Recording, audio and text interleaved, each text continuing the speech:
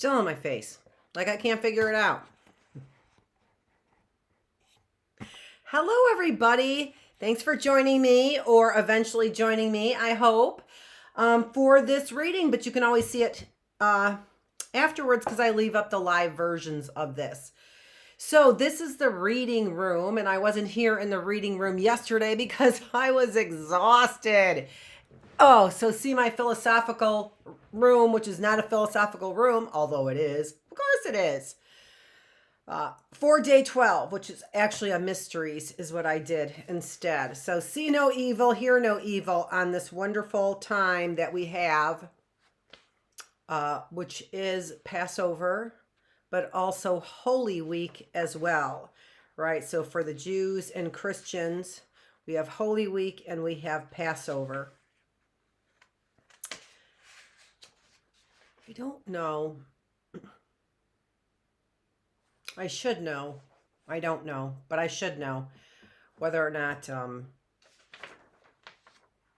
Muslims have a celebration.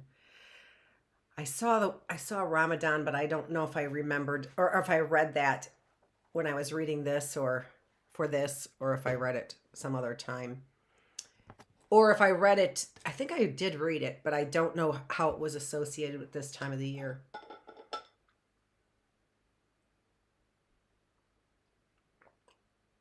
I know it as Passover, or we also know it as Easter. I don't like calling it Easter any longer.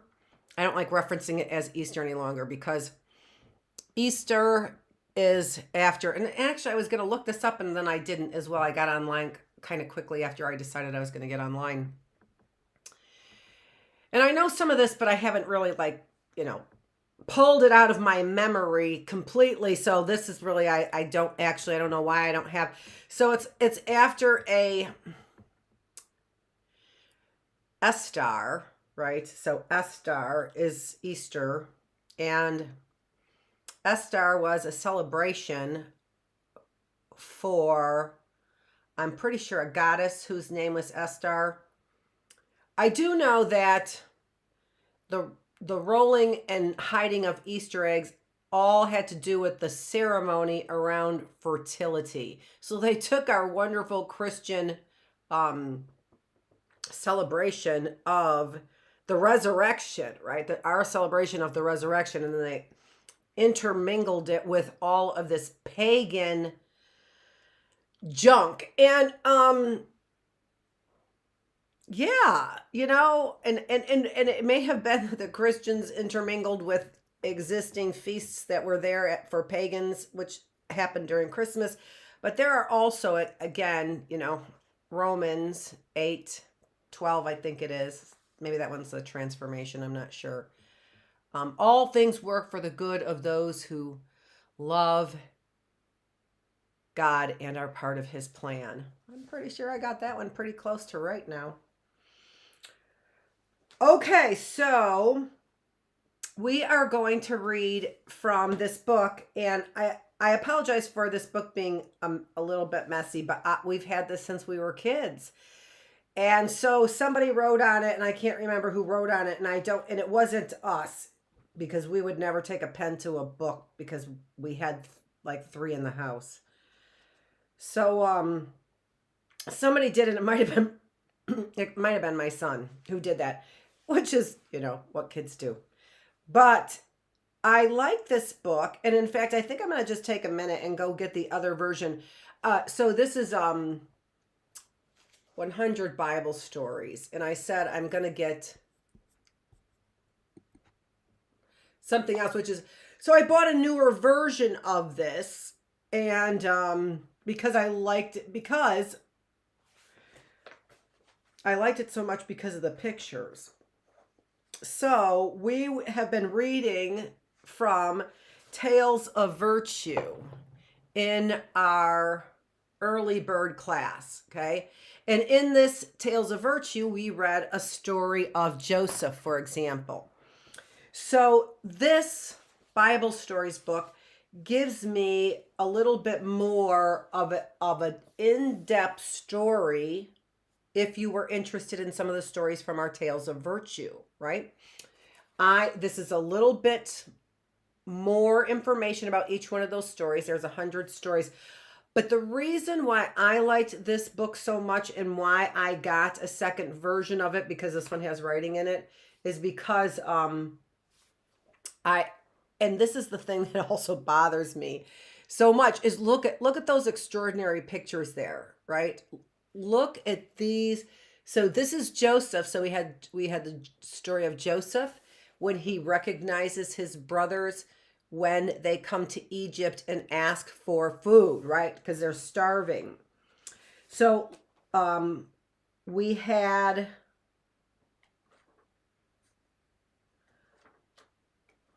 so there's a lot of stories here in Joseph. I thought there was one where he is with his many coat of colors. I thought where there was a many coat of colors one, but it doesn't look like it.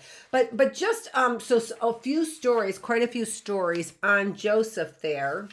Joseph in Egypt before the Pharaoh. Joseph before the Pharaoh here.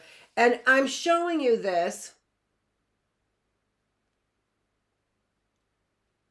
because of what I always loved about this book in particular is the beautiful colored pictures here.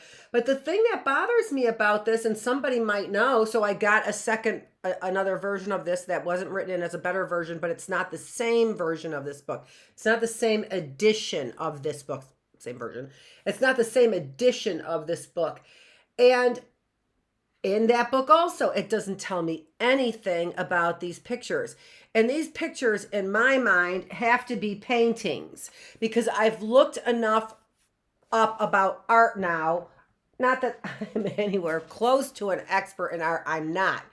But I saw 12 hours of an art show on YouTube. All right. So that's the kind of expert I am on art. And what it seems to me is that there were so many paintings that were done during what we consider the Dark Ages, which were Christian pictures, and also,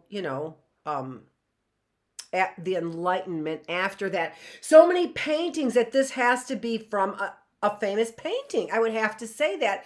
But how we don't have the reference here to the painting, right? So we don't have the site there. So it's like, oh, I don't even know how'd you get your hands on these paintings and you don't even tell us the name of the painting. Not that you got your hands on the painting, but look at these. These are just unbelievable pictures in my mind. So I'm going to go ahead and start with the story. And then I'm going to, if I remember, I'm going to go see if I can't find that other book. But let me go ahead and get started with the stories. So we're going to go from the birth of Moses all the way to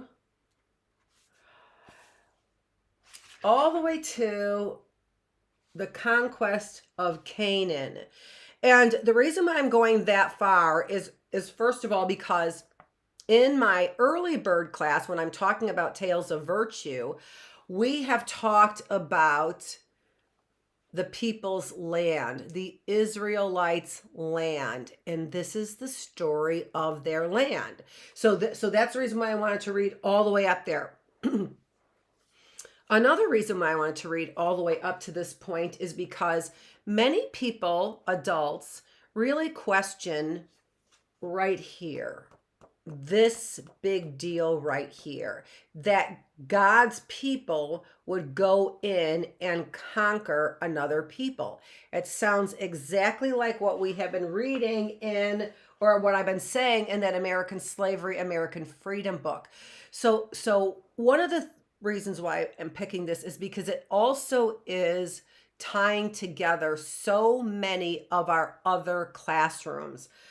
Christians and other people like Middle Eastern individuals have such a curiosity about what happened here and why we would be okay as Christians and Jews with the destruction of Canaan.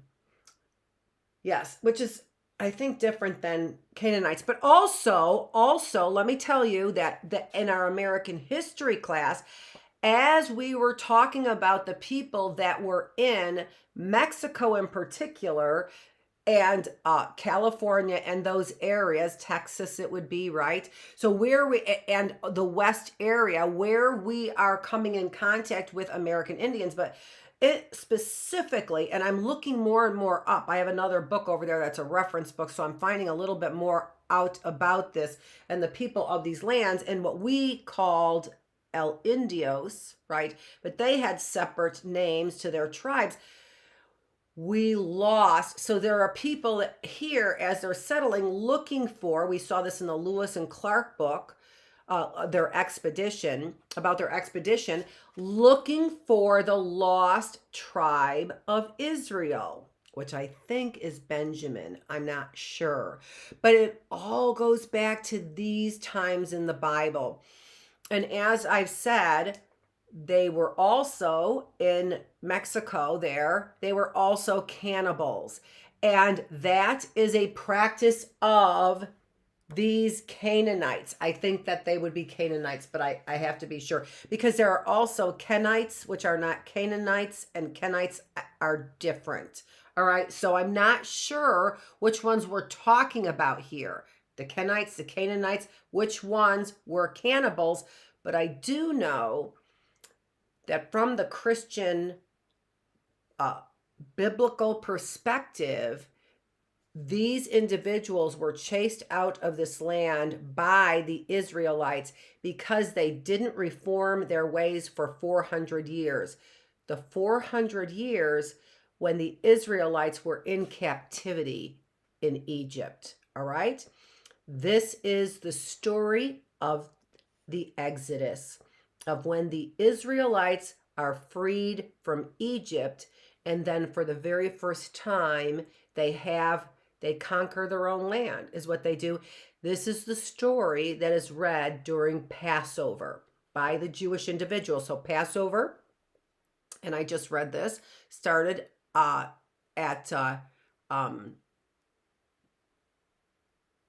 dusk. At dusk on April 5th. So Passover started at dusk on April 5th, and it continues on for 7 days. 7 days. So April, what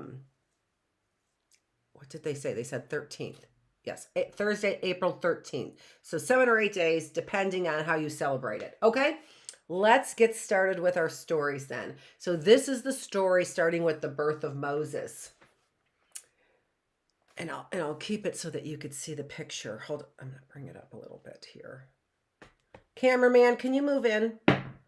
Sure. Not as practices. Dunham, that Dunham guy, right? Okay. Now there arose up a new king over Egypt, which knew not Joseph. Okay, so this is using a little bit of Old English, but not a lot, because I've read it and I was like, oh, I'm okay with this. Or King James, Old English, King James language from the Bible. King James, first King James, all right? There's an updated one. And he said unto his people, behold, the people of the children of Israel are more and mightier than we. Let us deal wisely with them. And they set over them taskmasters to afflict them with their burdens. But the more they afflicted them, the more they multiplied. And Pharaoh charged his people, saying, every son that is born ye shall cast into the river. All right. So what are we saying? We're saying that the slaves are outnumbering the Egyptian rulers, is what we're saying. And so Pharaoh says, I am ruling that every Israelite, every Jewish slave is drowned. And a woman of the house of Levi bare a son, and she hid him 3 months. And she took an ark of bulrushes and daubed it with slime and with pitch, and put the children therein. And she laid it in the flags by the river's brink. And his sister stood afar off to wit what would be done to him. Okay, I thought this had a little less old English in it than it does. Oh, sorry about that. But here, what we're talking about and she laid it in the flags. She made a basket and she laid the baby in the basket. And then she put the basket in the reeds, the flags, in the reeds. She set it on a sail on the water and watched it from afar. And the daughter of Pharaoh came down to wash herself at the river. When she saw the ark among the flags, she sent her maid to fetch it. And when she had opened it, she saw the child, and behold, the babe wept, and she had compassion on him. Of course, a mother would. Hello. Then said his sister, "Shall I call a nurse of Hebrew women?" Pharaoh's daughter said to her, "Go." And the maid called the child's mother, and Pharaoh's daughter said unto her, "Take this child away and nurse it for me, and I will give thee thy wages." And the woman took the child and nursed it. So Moses' own mother was called to nurse Moses, right? So she was breastfeeding Moses. Moses' own mother was called to nurse Moses. What a miracle. What a miracle. So that's Pharaoh's daughter sent the slave girl to go find somebody to nurse, and Pharaoh's mother was basically like, "Hey, here I am. I just happen to be right here." When Moses was grown and spied an Egyptian smiting a Hebrew, and he slew the Egyptian. Now, when Pharaoh heard this thing, he sought to slay Moses, but Moses fled from the face of Pharaoh. So it was the Pharaoh's daughter who saved Moses in the water. But Moses ended up slaying an Egyptian. So Moses became an Egyptian ruler, actually second to Pharaoh, along with his brother Ramses, his brother, which wasn't really his brother, right? Because it couldn't have been, because it was an Israelite who was the mother of Moses, not an Egyptian. It was an Egyptian slave who found the mother of Moses, right? It was an Egyptian slave who found Moses. Yes? Okay.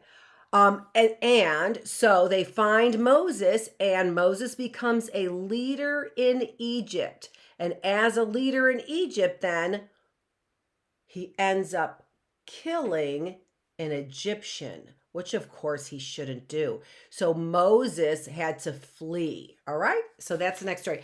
And for just a moment, what I'm going to do is I'm going to close my curtains because I have some stuff going on there. So let me close my curtains.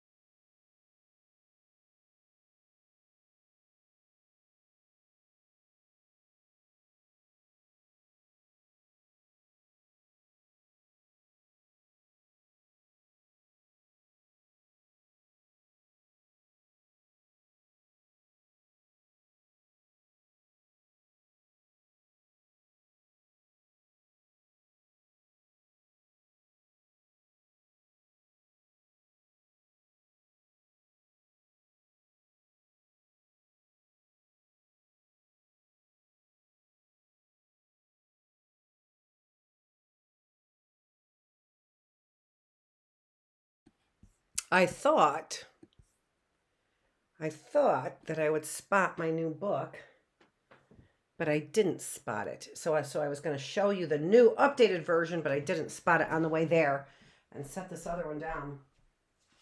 Okay, let's keep going though. Thanks for waiting.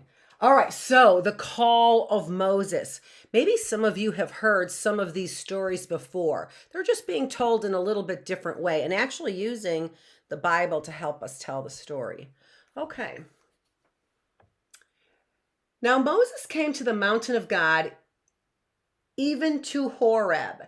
And the angel of the Lord appeared unto him in a flame of fire out of the midst of a bush. And the bush was not consumed.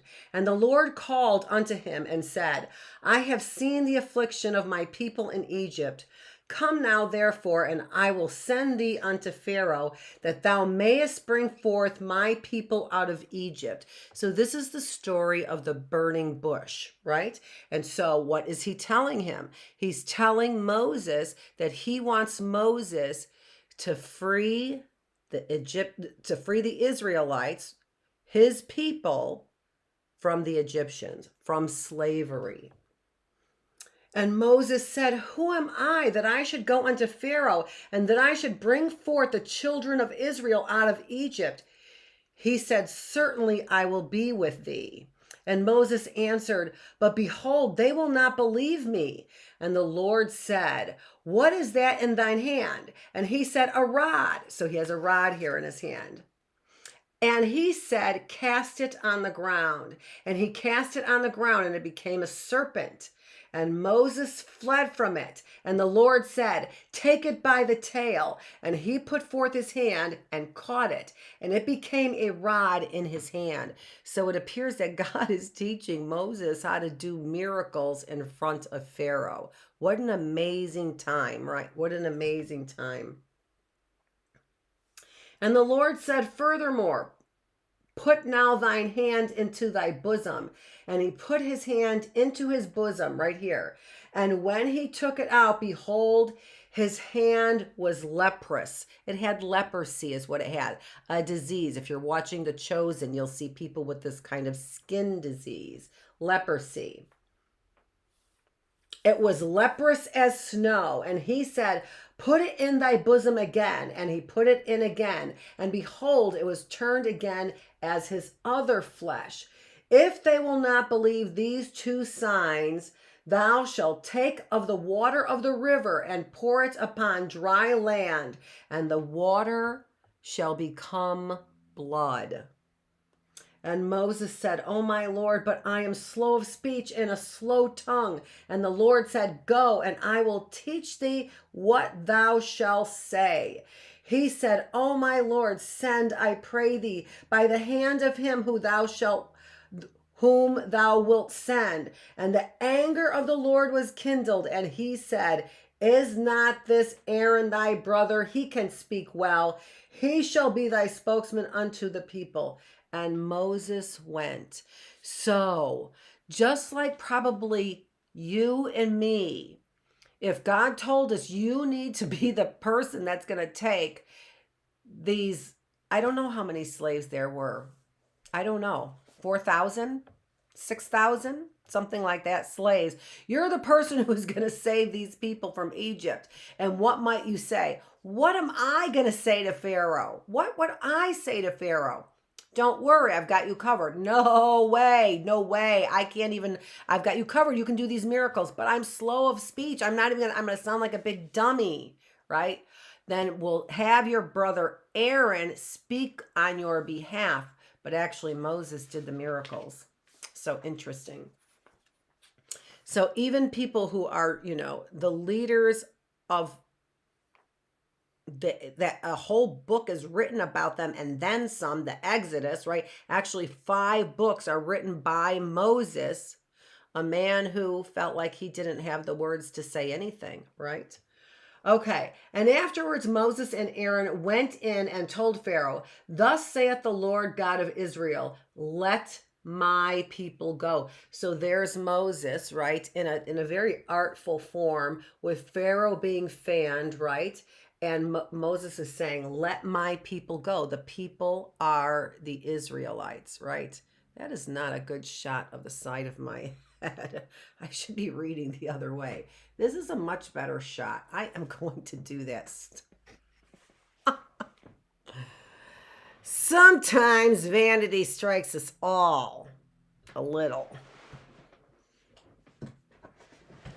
I don't know. Is this going to work? No. Yes, it is. There we go. You can see that This is a that actually is a scientific little thing about how women have actually less spatial intelligence is what they call it. So I was just demonstrating my lack of spatial intelligence right there, that I don't know how to turn a camera and a book and my body all at the same time and figure it out. Well, I did. So there. And even this is even better because all the pictures are on this side. So this is even better for me. Okay. All right. So can you see it? Yeah, you can. I can't. I'm going to pick up my eyeballs like this. And afterward, Moses and Aaron went in and told, all right, we already said that. And Pharaoh said, what is the Lord that I should obey his voice? Who is the Lord? Who is the Lord that I should obey his voice? I know not the Lord, neither will I let Israel go. Get you unto your burdens. And Pharaoh did evil to this people. So, all right, we'll see. And Moses and Aaron went in unto Pharaoh, and they showed the miracles as the Lord had commanded. And he hardened Pharaoh's heart, that he hardened not unto them. This is a really interesting thing if you're interested in looking into some things more in depth. I've always been interested. How could Pharaoh be to blame when God hardened his heart, right? It says right here several times, in fact, in this story, that God hardened Pharaoh's heart. How is Pharaoh to blame? Well, it apparently wasn't. God knows your heart, so it's not hard to harden a heart, right? That's readily hardened. Okay? And the Lord brought 9 plagues unto Pharaoh and the Egyptians. But Pharaoh hardened his heart and refused to let the people go. And the Lord said unto Moses, yet will I bring 1 plague more unto Pharaoh and upon Egypt. Afterwards he will let you go hence. Speak ye unto all the congregation of Israel, saying, take every man a lamb without blemish, and ye shall kill it in the evening. And they shall take the blood and strike it on the 2 side posts and on the upper doorposts of the houses. And they shall eat flesh in that night, roasted with the fire and unleavened bread. So this here is the first Passover, and they're telling you how they're celebrating it. And thus shall you eat it, with your loins girded, your shoes on your feet, and your staff in your hand, and ye shall eat in haste. For it is the Lord's Passover. For I will pass through the land of Egypt this night, and will smite all the firstborn, both man and beast. And the blood shall be to you for a token upon the houses. When I see the blood, I will pass over you, and the plague shall not be upon you. And this day ye shall keep a feast to the Lord throughout your generations. And the children of Israel did as the Lord had commanded. So what did they do? They painted their doorway with the blood of an unblemished lamb, a newly born, a new young lamb, an unblemished lamb, with unblemished, without sin, without having been without breeding it, right? Without breeding that that lamb. So that lamb had never been bred to have babies before. Unblemished, without sin. An interesting definition of what it means to be without sin. And then when you begin to start to think about how many people are born without sin, Jesus was born without sin, we know. What does it mean to be unblemished? What does that mean? It's such an interesting thing. As you know, when I do readings for you, what I do is I try and get you interested in some of these other journeys you might take, or I keep calling them investigations, right? So some investigations. So we already have an investigation here that you might want to do as far as the Canaanites and what kind of people they were, and if they ended up being nomads, and if they ended up traveling, right? As I suggested, my theory is that they were some of the first people that traveled then through Alaska and then down the California coast, the Pacific coast there, and into Mexico. They could be these same people. So we also know this story as having, you may know the story of the Israelites, the exodus from Egypt, as having 10 plagues. You can see here that the stories are really shortened. So if you wanted to find out more about those 10 plagues, they're very interesting plagues and they are very purposeful. If you really do a deep dive into the plagues, what you end up finding out is that there is one plague for every single Egyptian god that they have. So 10 Egyptian gods, and there were 10 plagues. This story tells you of the last one. So 10, you can think of those as 10 punishments that God sent. Right? So it starts here with the story of that he showed them the miracles that God told him to show Pharaoh. Pharaoh was not impressed at all. And then it goes down to the very last punishment or plague that God sent, and it was the angel of death. So what is Passover then? The angel of death passed over those people who put the blood of a newborn lamb on their doorposts. That's how the angel of death passed over them.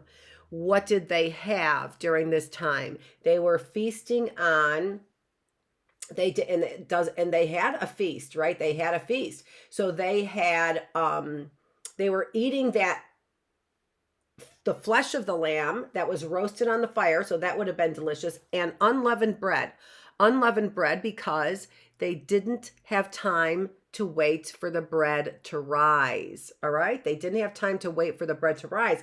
And as you can see, the rest of this, and ye shall let nothing of it remain until the morning. And thus ye shall eat it with your loins girded. That means ready to run. When you hear what does loins girded mean? They're ready to run. Your shoes on your feet, ready to run, and your staff in your hand, ready to move, right? Ready to move with your sheep, with your flocks, with whatever you have.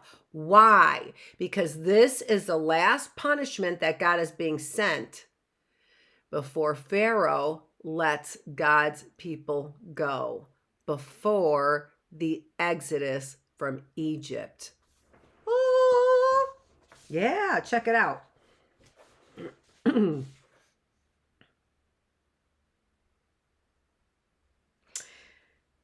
They do have these notes here, right? So they have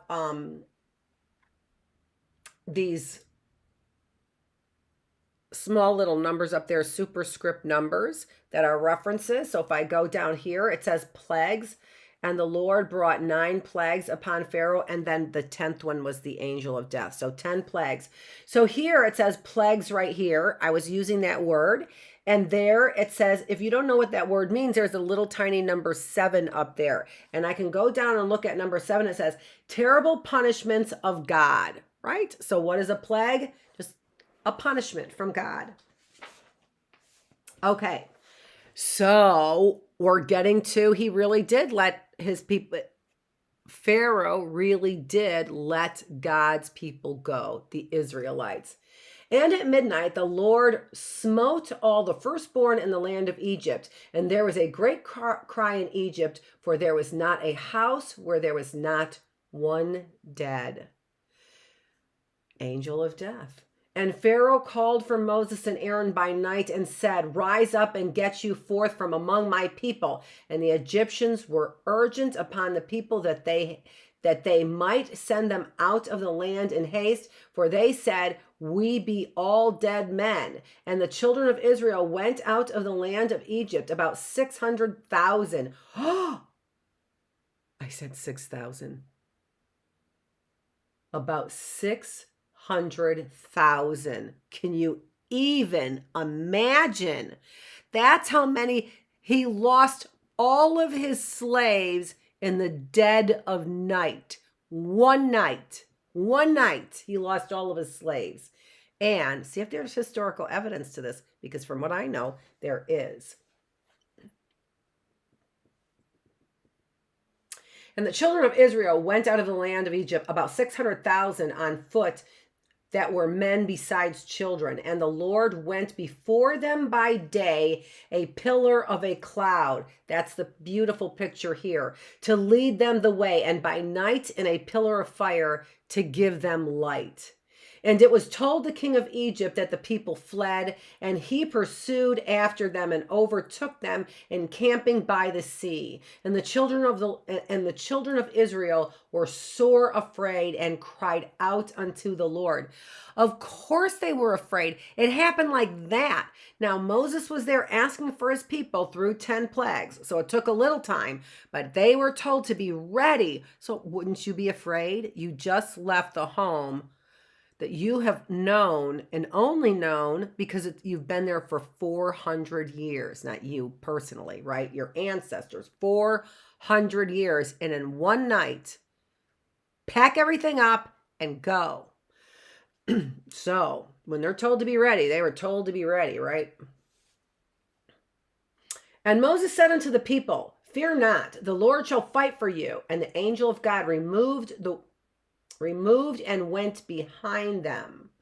And the pillar of the cloud came between the camp of the Egyptians and the camp of Israel. And Moses stretched out his hand over the sea, and the waters were divided. And the children of Israel went into, I'm losing my place, the midst of the sea upon the dry ground, and the waters were a wall unto them on their right hand and on their left. And I just think that this is such a mighty picture of what happened, and likely a painting I wish that I knew. I think it was probably done by, Michelangelo or somebody. I mean, somebody from that era would have been doing these kinds of paintings. Look at that, so beautiful. And we can see, so what was between the Israelites here and the Egyptians was a pillar of a cloud of a pillar. I don't know what exactly they call it. Just a pillar cloud. and then what? They walked through. This is the parting of the Red Sea. So if you haven't seen the 10 Commandments with Charlton Heston and Yul Brynner being Charlton Heston's brother in there. So the real Egyptian brother, right? Real Egyptian brother, Ramses, that's Yul Brynner. And then Charlton Heston played Moses. You should see, if you haven't seen the 10 Commandments, and it's almost always on some station during this Holy Week that we know as Holy Week. Okay. And the Egyptians pursued and went in after them. And the Lord troubled the host of the Egyptians and took off their chariot wheels. So the Egyptians said, let us flee, for the Lord fighteth for them. All right, they lost their chariot wheels. And the Lord said unto Moses, stretch out thine hand over the sea. And the sea returned and covered all the host of Pharaoh. There remained not one of them. All right, so that's what I was saying. And there the sea, he's with his rod back, and now the sea comes tumbling in. And lots of critics will say, well, it was the part of the Red Sea that came together the closest. Yes, it was. Yes, it was. And could have only been what? Maybe could have been damp. I don't know. They said they parted the sea and they had a wall of water on either side. I have a tendency to believe this. Okay. The giving of the law. So now we're talking about the 10 Commandments, right? So Moses brought Israel from the Red Sea, and they went out into the wilderness. And the whole congregation murmured against Moses and Aaron and said, ye have brought us forth into the wilderness to kill this whole assembly with hunger. Then said the Lord unto Moses, I have heard the murmurings of the children of Israel. Speak unto them, saying, at even ye shall eat flesh. At even ye shall eat flesh, and in the morning ye shall be filled with bread. All right, so they're hungry. They're like, why'd you pull us out of Israel? Egypt, rather. I'm sorry. Why'd you pull the Israelites? Why'd you pull us out of Egypt? And this is literally what they're saying. We had delicious food there. So here you see this kind of mentality of we thought the grass is greener over here. Maybe it's not greener on the other side. We had it really good because we always had food, and they had their hierarchy. So if they worked really hard, they had people who had better places, right? Who had higher places, who weren't being just so disturbed by the Egyptians, and who were doing things like probably collecting taxes or whatever they might be doing, like higher paid Jews, higher paid Israelites, right? In this Egyptian system. So here they are complaining, right? We had it better, we had it better. But here's the really interesting part here, because we say all these miracles, and I'm telling you, you're supposed to believe these miracles, and I believe that they really happen, and then I'm telling you, you should believe those miracles as well. And then the first thing I might say, as I did when I was younger, well, why don't we have miracles any longer? Right? If we're supposed to believe miracles, why don't we see the miracles now? Well, one of the reasons we don't see the miracles now is because we have eyes that don't see and ears that don't hear. That's one of the big reasons why we don't see miracles right now. But the other reason that's gigantic and so obvious, why don't we see many miracles now? The reason is because the biggest miracle we ever read about, the parting of the Red Sea, right after it occurs, the Israelites don't believe it happened. Or they're complaining. It's not a big deal. The miracle they just saw, the parting of the Red Sea for them, and then demolished many of the Egyptians right behind them with a cloud pillar in between them. And they're like, yeah, well, what do you got today? How about that? How about that? How would you feel if you were God doing all these impressive things and you're like, what do you got today? Because I'm kind of hungry and there's no food, and we had great food back there. So what do you got today? Yeah, I know, parting of the Red Sea. What do you got today?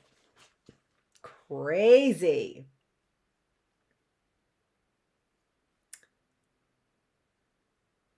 In the third month, let me see. Oh, here we go. And at even the quails came up and covered the camp. And in the morning upon the face of the wilderness, there lay a small round thing. And when the children of Israel saw it, they said, it is manna. And the children of Israel did eat manna 40 years. Manna is supposed to be, it's called food for the angels, right? Now you've got two things here. You've got quails. All right, so there's an interesting story regarding quails. So take a look at God feeding the Israelites quails in the Bible. That's a very interesting story, because he says, you keep complaining for food, you're going to have meat coming out your nose and eyes. You're going to hate it. It's going to pile up and it's going to stink. You sitting over here complaining after I just did this miracle for you. That's what he did with the quails. So very interesting. Manna is supposed to be something that is in the Ark of the Covenant. I find that to be very interesting too. So some other investigation that you might want to do is taking a look at the Ark of the Covenant. It is supposed to have Moses' staff in there, where he did the miracles. It is supposed to have manna, and it's supposed to have, why am I thinking it has ivy in there? I'm not sure. It'll come to me. I'm not sure. Yeah, not sure. Okay. I'll probably think of it. But they still had manna for 40 years. And by the way, another interesting thing about this is the trip into the new land was 11 miles. But that cloud by day, fire by night that led them to the new land, led them around that area for 40 years to get rid of the generation that didn't believe after they saw the parting of the Red Sea. Amazing little stories there. In the third month, Israel came into the wilderness of Sinai, and there camped before the mount. And there camped before the mount. And the Lord said unto Moses, go and sanctify the people, and let them wash their clothes and be ready against the third day. And on the third day in the morning, there were thunders and lightning and a thick cloud upon the mount, and the voice of the trumpet exceedingly loud, so that all the people trembled. And Moses brought forth the people out of the camp to meet with God. And they stood at the nether part of the mount, and Mount Sinai was altogether on a smoke, because the Lord descended upon it in fire, and the whole mount quaked greatly, and the voice of the trumpet waxed louder and louder. Here, 9, wax means grew, it says. And God spake all these words, even the 10 commandments. And all the people removed and stood afar off. And they said unto Moses, Speak thou with us, and we will hear. But let not God speak with us, lest we die. And Moses went up into the mount, and was in the mount for 40 days and 40 nights. So here you see God was willing to speak to the Israelites directly. And they said, no, thank you. We are so afraid. We are trembling. I think I would be afraid too. And then they're like, well, you talk to him. Moses, you go up and talk to him. You know how to talk to him. We don't like this quaking and thundering of the mountain. Mount Sinai. So another reason, that people might want to make the trip to Jerusalem, right? To see Mount Sinai. What an amazing thing. Where God made his appearance to the Israelites. And they were like, we're too afraid. I would be too. Let me drink water.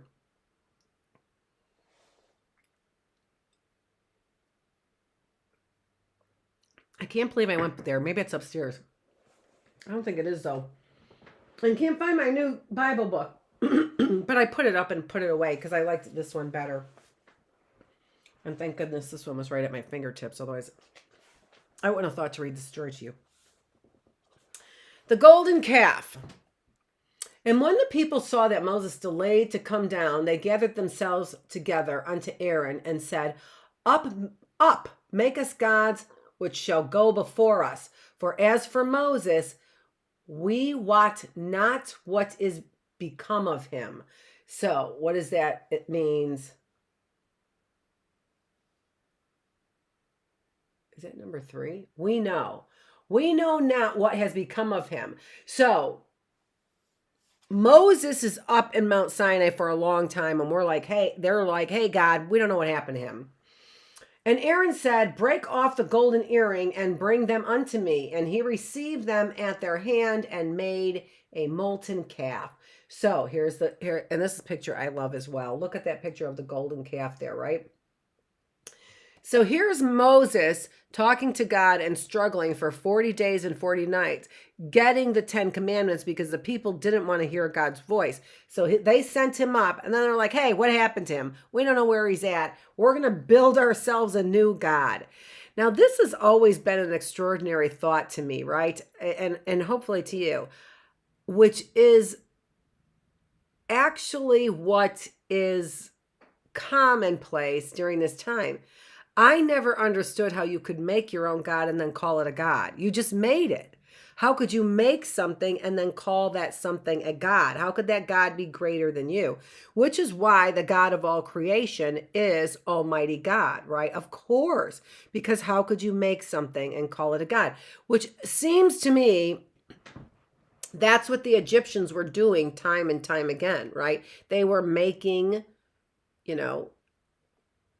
gods that had, horse body, man head, right? But they made it, or a bird head, or whatever, right? All of those things. But they made those gods. But it's also interesting that they believed in gods, isn't it? They also had a strong belief in powers that were higher than themselves, right? So that's also very interesting. I'm trying to get this so that you guys can see the picture the best, even as I'm reading. And they said, These be thy gods, O Israel, which brought thee out of Egypt. And they offered burnt offerings and peace offerings. And the people sat down to eat and drink and rose up to play. The Lord said to Moses, Get thee down. Thy people have corrupted themselves. It is a stiff-necked people. Stiff-necked here means stubborn. Let's see what it says here, what they say. That's got to be the same thing. Like the heathens. All right. Like the heathens, stiff-necked means you're stubborn. That's what that means. Like I keep trying, like you can't learn. That's what stubborn is. You can't learn. I keep trying to teach you something. I keep trying to show you who I am. I part of the Red Seas, and you still don't get who's God. So they're a stiff-necked people. And Moses went down from the mount, and two tables were in his hand, and the tables were the work of God, and the writing was the writing of God graven upon the tables. So these are the stone tablets with the 10 commandments. And as Moses came nigh unto the camp and saw the calf and the dancing, his anger waxed hot, and he cast the tables out of his hands. And he took the calf and burned it and ground it to powder and strewed it upon the water and made the children of Israel drink of it. I didn't know that. That's so interesting to me. I really didn't know that. Then Moses stood in the gate of the camp and said, who is on the Lord's side? Let him come to me. And all the sons of Levi gathered themselves together unto him. And he said, thus saith the Lord, slay every man his brother, his companion, and his neighbor. And there fell of the people that day about 3,000 men. So also they fell. But this may be the scattering of the lost tribe. So this could be the lost tribe of all. So the only ones that came were the sons of Levi here. And these are from the original 12 tribes from Joseph. Joseph didn't have a name of a tribe because he had basically started all the tribes. So, and they were where that brother of Joseph would live, all right? And those tribes. Now we only have one tribe left. So maybe, so that would be, I don't know. That is just so interesting to me to find those lost tribes.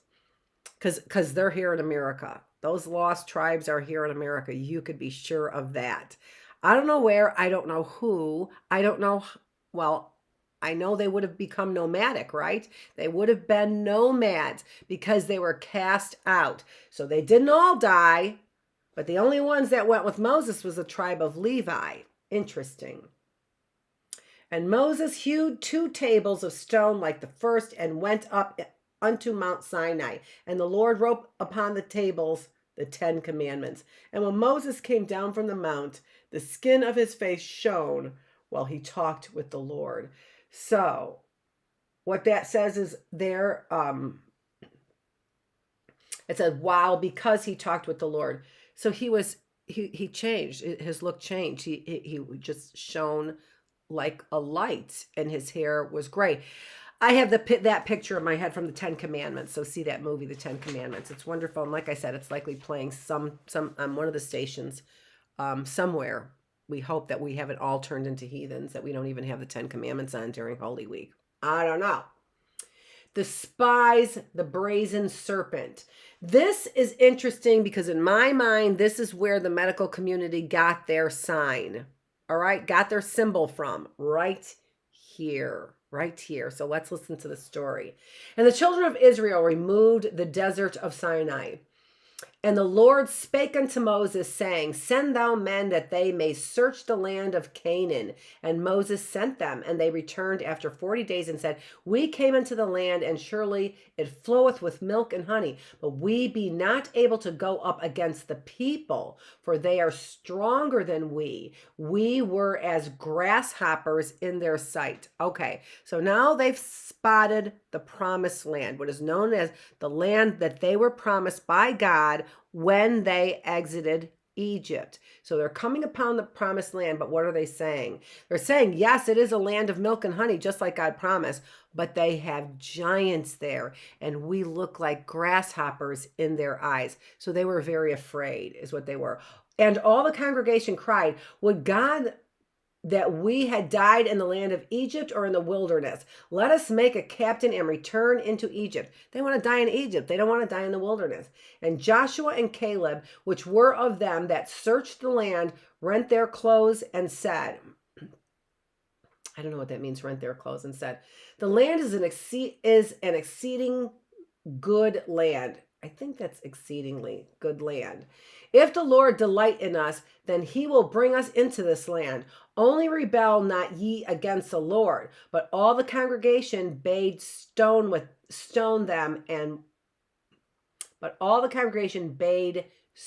them with stones, and bade there means urged. So they urged the people to stone Joshua and Caleb. Joshua and Caleb were the only 2 out of 12 that went into the promised land and were not afraid to conquer the promised land. Joshua and Caleb, they were the warriors that weren't afraid. They said, as long as God is on our side, we can do it. Everyone else said, let's go back to Egypt. Okay. And because Joshua and Caleb wanted to stay, they were going to stone them. And the Lord said, I have heard the murmurings again of the children of Israel against me. As ye have spoken, so will I do to you. All of you from 20 years old upward, doubtless ye shall not come into the land, save Caleb and Joshua. So they waited all the generations, for 2 generations actually, to die. And it was only Caleb and Joshua and their tribe and family that ended up going into the promised land. But your little ones will I bring in, and your children shall wander in the wilderness 40 years, and ye shall know my breach of promise. And breach of promise there means what it means when I withdraw my loving kindness. When I withdraw my loving kindness from you, when I breach my promise from you, and you don't get to go into the promised land. And the people were much discouraged because of the way, and they spake against God and against Moses. And the Lord sent fiery serpents among the people. And Moses prayed for the people. And the Lord said unto Moses, make thee a fiery serpent, and set it upon a pole. And every one that is bitten, when it looketh upon it, shall live. And Moses made a serpent of brass, and put it upon a pole. And if a serpent had bitten any man, when he beheld the serpent of brass, he lived. So here we see the magical mystery tour beginning with medicine and the symbol of medicine. That it's magical, it's mysterious. All you need to do is look upon the serpent around the pole. Have you seen the symbol? Oh, and by the way, the symbol evolved from 1 serpent to 2. Then people said, okay, there's something wrong with that serpent, and it looks sexual. And by the way, it also looks like DNA helix is what it also looks like. What do they do now? Took out the 2nd serpent, and we are back to the magical mystery tour. It's all magic. All right, Israel's entrance into Canaan. So now here we finally get into the promised land after the Exodus in 40 years. And Moses went up unto the mountain of Nebo, and the Lord showed him all the land, and said unto him, this is the land which I swear unto Abraham, unto Isaac, and unto Jacob, saying, I will give it unto thy seed. I have caused thee to see it, but thou shalt not go over thither. Thither there, but so Moses, the servant of the Lord, died, and he buried him, but no man knoweth of his sepulcher. And the children of Israel wept for Moses 30 days. The sepulcher is his rod, which is supposed to be, legend has it, in the Ark of the Covenant. After the death of Moses, the Lord spake unto Joshua, saying, now arise, go over this Jordan unto the land which I do give to the children of Israel. Unto this people shalt thou divide the land. Only be thou strong and very courageous. This book of the law shall not depart out thy mouth, but thou shalt meditate therein day and night, for thou shalt make thy way prosperous and have good success. So,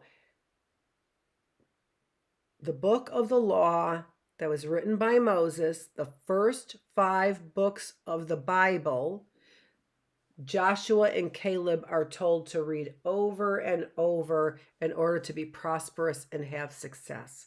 So the story of their people is what it is. Then there's the laws of Leviticus, which was also written by Moses as well, right? So there's the 5 first books of the Bible: Genesis, Exodus, Numbers, Leviticus, and Deuteronomy. I don't know if I have those in the right order. I'm not sure if I do have those in the right order, but those are the first 5 books.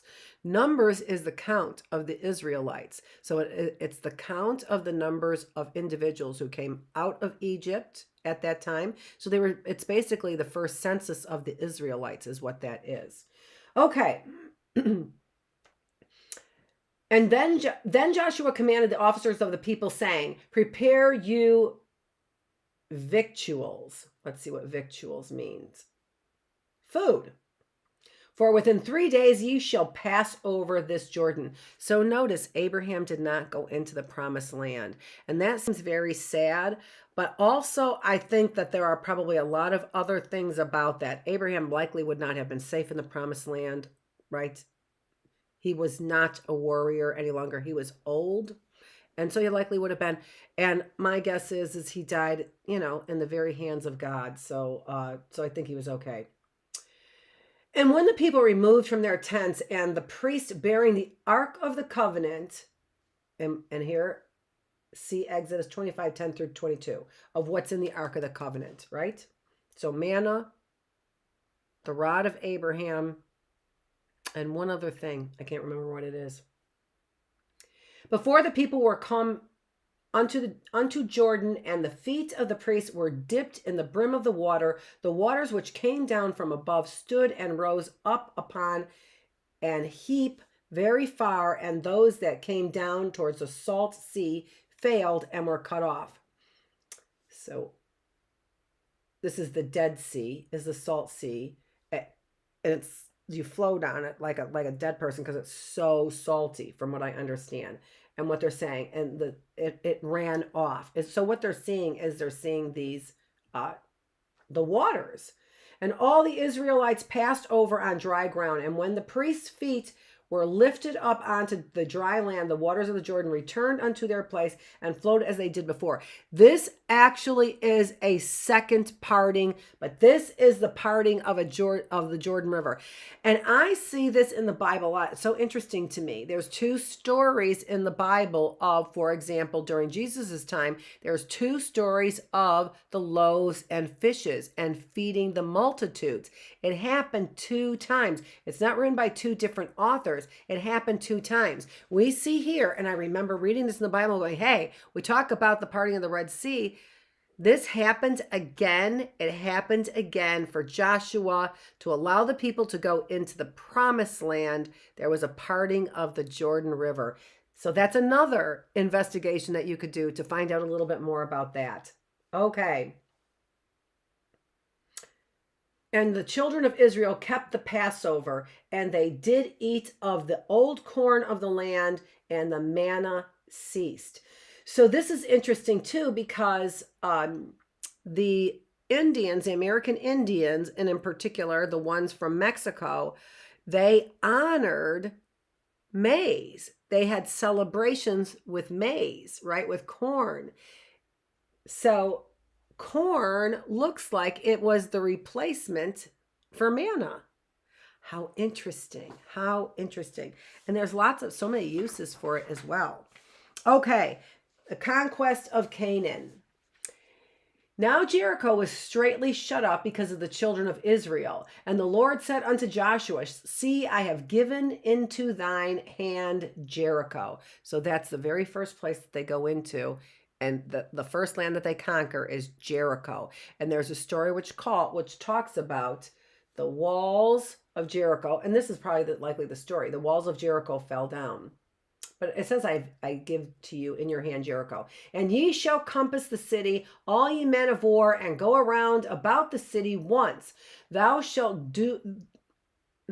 shalt thou do 6 days. So they're telling Joshua and his army, which is not a very big army, that they're supposed to go around the city of Jericho, observing it for 6 days. And the 7th day ye shall compass the city 7 times, and the priest shall blow with trumpets, and all the people shall shout with a great shout, and the wall of the city shall fall down flat. This is an exercise in obedience. It's not an exercise in war. It's not an exercise in intelligence. It's simply an exercise in obedience. To win the war, you simply have to obey. That is the lesson here. To win the war, you simply have to obey. And so they did. And on the 7th day, they compassed the city 7 times. And at the 7th time, when the priest blew the trumpets, Joshua said unto the people, shout. So the people shouted, and the wall fell down flat. And they took the city and burned it with fire. And the 5 kings of the Amorites gathered themselves together. And the Lord said unto Joshua, fear them not, for I have delivered them into thine hand.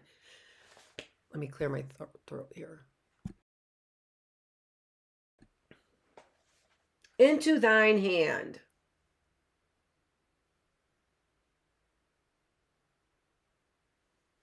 Joshua therefore came unto them suddenly, and the Lord discomfited them before Israel. That means defeated. Defeated. Sounds a little bit more harsh than that, doesn't it? Defeated them before Israel. And as they fled from before Israel, the Lord cast down great stones from heaven upon them, and they died. They were more which died with hailstones than they whom the children of Israel slew with the sword. Then spake Joshua to the Lord in the sight of Israel, Sun, stand thou still. And the sun stood still and hasted not to go down about a whole day until the people had avenged themselves upon their enemies. So it looks like they were getting defeated by the Amorites. Gathered themselves, and the Lord said to Joshua, fear not, for I have delivered them into thine hand.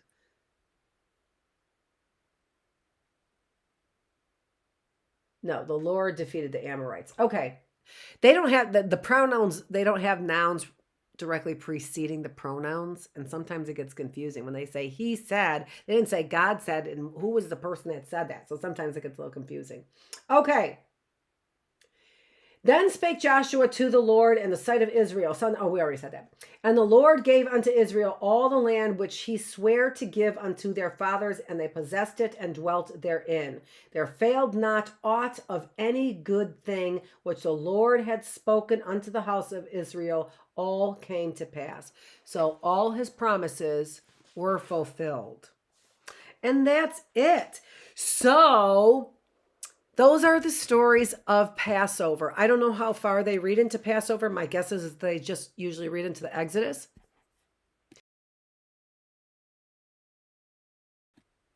But now we read the stories for Passover. And so if you wanted to, review those each night, they do that every single night. And I haven't looked up what they do differently or if they do anything differently every single night. I know that they have a special celebration the first 2 nights of Passover. And that's where they commemorate and read and eat unleavened bread in celebration of the idea that they had to make haste. We also do really want to find out, I want to find out what's in the Ark of the Covenant for sure, because I know that there was something else in it. Manna, there was, and some people are probably shouting it at me. There was manna, there was Abraham's rod, scepter, and then there was a third thing, and it reminds me of ivy, but I'm not, no. The ivy was from Abraham's rod. That's what it was. So the scepter was actually had living vine on it, from what I understand. I'm not sure what the third one was. Not sure. That's all that I have. Thanks for being here for the special reading room reading of the Exodus, plus probably just a little bit more. This is Dr. Annette Feravich, and I am the teacher, and this is the classroom.